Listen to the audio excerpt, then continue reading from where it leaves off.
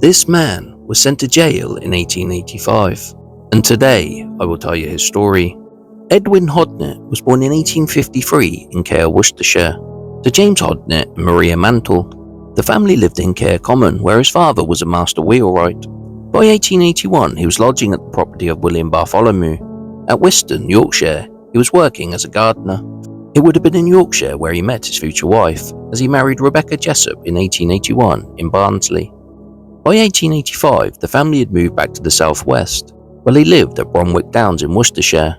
They had their first child, Alice Maud, in 1884.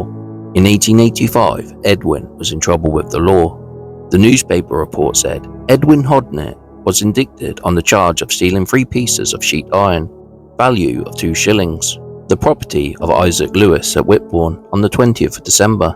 He was found guilty and sentenced to 3 months' imprisonment. At the time, his wife Rebecca was pregnant, and she gave birth to a baby girl in 1886 whom they named Emily. And in 1888, he was in trouble again.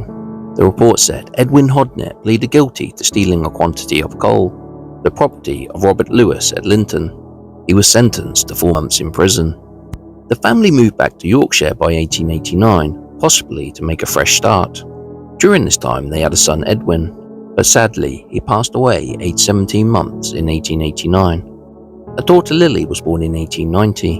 In 1901, they were living at 113 Doncaster Road, Barnsley, and Edwin was working as a gardener. They now had 5 children. A daughter, Maria, was born in 1892, John in 1894, and James in 1896. In June 1903, Edwin appeared in the newspaper again. It said William Lodge, a lad of Providence Street, was summoned by Edwin Hodnett of Waltham Street for assault. Complainant said that on June 11th he was in the cellar when the defendant threw stones at him, which struck him in the head. The lad, who is deaf, said he was very sorry, and his father promising to make him understand that if he came to court again he would be severely dealt with. The bench imposed a fine of 1 shilling and costs. In 1911, the family lived at Summer Lane, Barnsley. He was now working as a builder's labourer. He remained in Barnsley the rest of his life, passing away in 1929, aged 75. So rest in peace, Edwin. You will be remembered.